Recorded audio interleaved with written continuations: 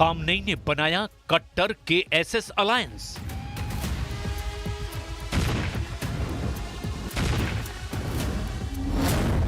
Baghdad के बारूद से जलेगा इजराइल।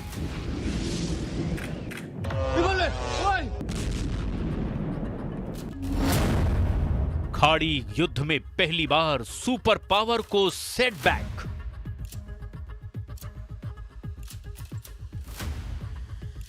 ये युद्ध रिमोट कंट्रोल से चल रहा है। रिमोट अमेरिका के हाथ में है। सुपर पावर जहां तय करता है, बारूद वहीं बरसता है। अमेरिका जिसे टारगेट बनाता है, इजराइल उसे अगले ही एक्शन में मार गिराता है। हमला चाहे तेहरान में हो, लेबनान में हो, गाजा की सुरंग में हो, चाहे वेस्ट बैंक की गलियों में हो, बिना अमेरिका का इशारा या मंजूरी मिले इजराइल कुछ भी नहीं करता। ईरान के सुप्रीम लीडर अली खामनेई ये आरोप हर दिन सरेआम लगाते हैं। खामनेई ये भी बताते हैं कि इजराइल को हराना है तो पहले अमेरिका को झुकाना होगा, जिसका पहला दांव ईरान ने चल दिया है। ईरान ने अमेरिका को बड़ा झटका दिया है। इस चोट से सुपर पावर तिलमिलाया हुआ है, जैसे इजराइल वॉर जोन में भयानक अंदाज में उतर आया है। अमेरिका भी जल्द कुछ बड़ा कर सकता है। इजराइल ने तो अब दिन में ही हिजबुल्लाह को पीटने का मिशन शुरू कर दिया है। वजह हिजबुल्लाह फाइटर में आई नई जान है। नए लीडर के नाम के ऐलान के बाद लड़ाकों ने अब इजराइल को बराबर की टक्कर देनी शुरू कर दी है।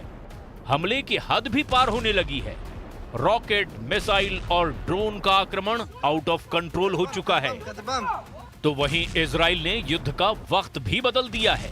ये बारूदी तांडव अब न रात में रुकेगा न दिन में। हिजबुल्लाह रात में पूरा जोर लगा रहा है, तो इजराइल ने दिन के उजाले में बारूदी डोज डबल कर दी है। दिवाली वाली रात लेबनान की तरफ से 200 हमले हुए, जिसमें मिसाइल और रॉकेट का हिसाब लगाना भी मुश्किल हो गया।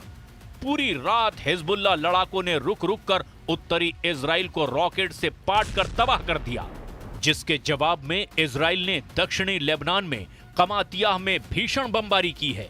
इजराइल के सटीक और अचूक हमले से लेबनान में भयानक त्रासदी के दृश्य शहर शहर दिखाई दे रहे हैं। ये वो स्पॉट्स हैं जो सबसे ज्यादा बर्बाद हुए हैं। ये साउथ बेरूत का इलाका है और यहाँ पे आप देख सकते हैं इन बिल्डिंग्स का हाल क्या हुआ है। ये बिल्डिंग्स हर तरफ से तबाह हुई हैं और यहाँ पे अब अगर कुछ दिखता है वो दिखते हैं खंडर, ज़मीन बोस ये बिल्डिंग्स हुई हैं। और मैं दिखाने की कोशिश करूँगा। जो ये पूरा इलाका आप देखेंगे तो ये अब बर्बाद हो चुका है। यहाँ पे कब ज़िंदगी वापस लौटेगी उसके बारे में अंदाज़ा लगा पाना मुश्किल है।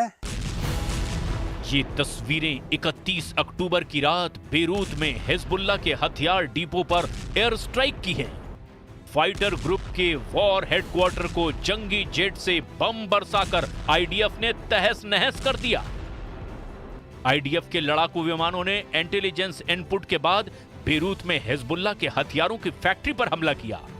इस फैक्ट्री के पास हिजबुल्लाह का केंद्रीय मुख्यालय और कई ठिकाने भी थे, जहां से हिजबुल्लाह फाइटर दक्षिणी मोर्चे को कमांड और कंट्रोल कर रहे थे। एयर स्ट्राइक में हिजबुल्लाह का यह हेडक्वार्टर पूरी तरह से तबाह हो चुका है, जिसके बाद आईडीएफ ने इस ऑपरेशन को हिजबुल्लाह पर सबसे जोरदार प्रहार बताया है। चाहे साउथ लेबनान हो, चाहे टियर का इलाका हो, नबाती का इलाका हो या फिर दहिया का इलाका हो, साउथ बेरूत के कुछ इलाके हैं, सब जगह पे यही हाल देखने को मिल रहा है। और यहाँ पे बहुत बड़े पैमाने पे तबाही हुई है और ये मैं दिखाने की कोशिश करूँगा। यहाँ पे इर्द गिर्द आप देखिए इस स्पॉट पे क्या हुआ है। खंडर, गज़ा में भी इसी तरीके के हालात हैं और उससे भी बदतर कई इलाके ऐसे हैं लेबनान में जिनको यही तबाह कर दिया गया।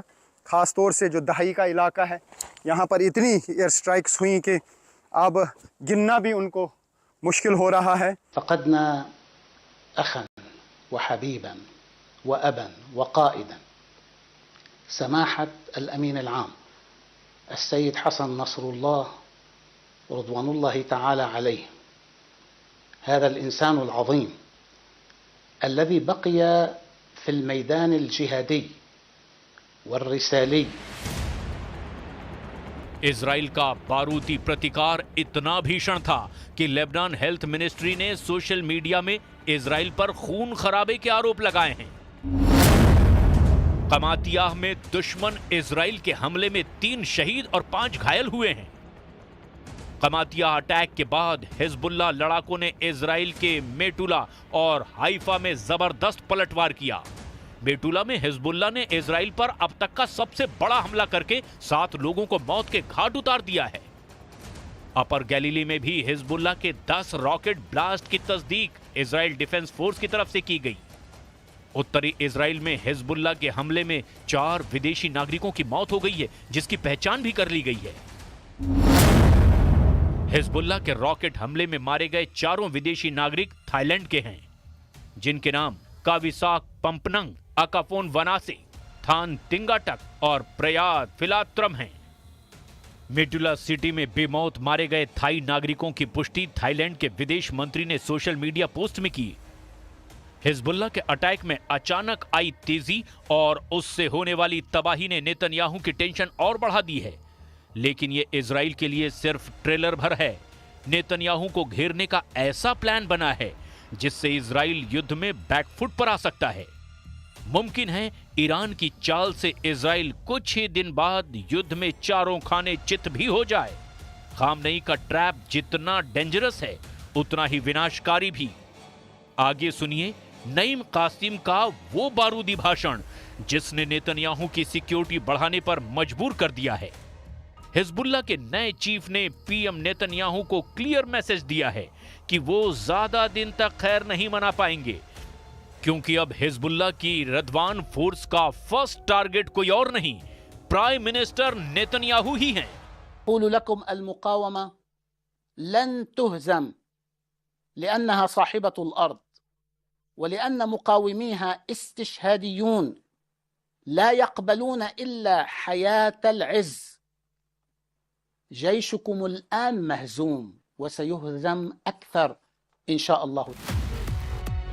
नईम कासिम की ये धमकी इजराइल हल्के में नहीं ले रहा है। नेतन्याहू की सिक्योरिटी भी पहले से कहीं ज्यादा बढ़ा दी गई है। नेतन्याहू कब, कहां, कौन सी मीटिंग करेंगे, इसको भी ऐन वक्त पर ही अब तय किया जा रहा है।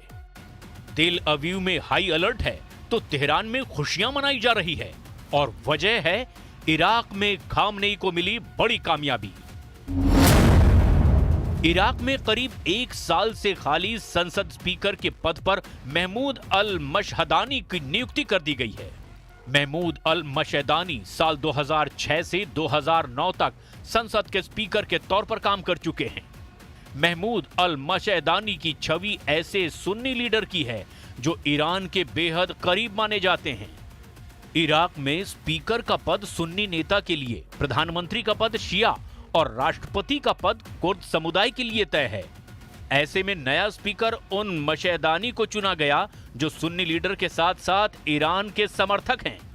कुर्द, शिया और सुन्नी के इसी KSS अलायंस को अब खामनेई इजराइल और अमेरिका के खिलाफ खड़ा करने जा रहे हैं। मशहदानी के स्पीकर बनने से इराक में खामनेई की पकड़ और मजबूत हो गई है। यानी इराक में सांप्रदायिक संघर्ष से बचने के लिए जो सत्ता समीकरण बनाया गया है वो ईरान के बड़े काम आने वाला है। इससे इराक में अमेरिका की पकड़ भी ढीली पड़ सकती है, जिसका खामियाजा इजराइल को होगा। हाल के ही दिनों में इसकी झलक भी देखने को मिली है। इराक में ईरान से जुड़े मिलिशिया ने अक्टूबर के महीने में इजराइल पर मिसाइलों, ड्रोन और रॉकेट से 40 बड़े हमले किए हैं। अमेरिकी थिंक टैंक वॉशिंगटन इंस्टीट्यूट के आंकड़ों से पता चलता है कि 27 सितंबर को हवाई हमले में नसरल्लाह की मौत के बाद इराक फ्रंट से हमले में तेजी आई। अमेरिकी सेना की गैर मौजूदगी में इराक के सिया मिलिशिया बीते कई सालों में सबसे मजबूत लड़ाका ग्रुप के तौर पर खाड़ी में उभरे हैं। ऐसे में अगर इराक के लड़ाका ग्रुप ने इजराइल पर जॉइंट अटैक करके आर पार का युद्ध शुरू किया तो नेतन्याहू के लिए अकेले इनसे निपटना आसान नहीं होगा, क्योंकि इराक में अमेरिकी सेना की तैनाती सिर्फ नाम भर के लिए है। इराक में अमेरिका के करीब 2500 सैनिकों की तैनाती है। 80 से ज्यादा सदस्यों वाले संगठन सेना को यूएस इराक में लीड करती है। इराक में यूएस आर्मी बगदाद, अनबर, उत्तरी कुर्दिस्तान में भी तैनात है। वहीं इराक के शिया मिलिशिया फाइटर सीरिया तक धाक रखते हैं, जहां से इजराइल को सीधे निशाना बनाना आसान है।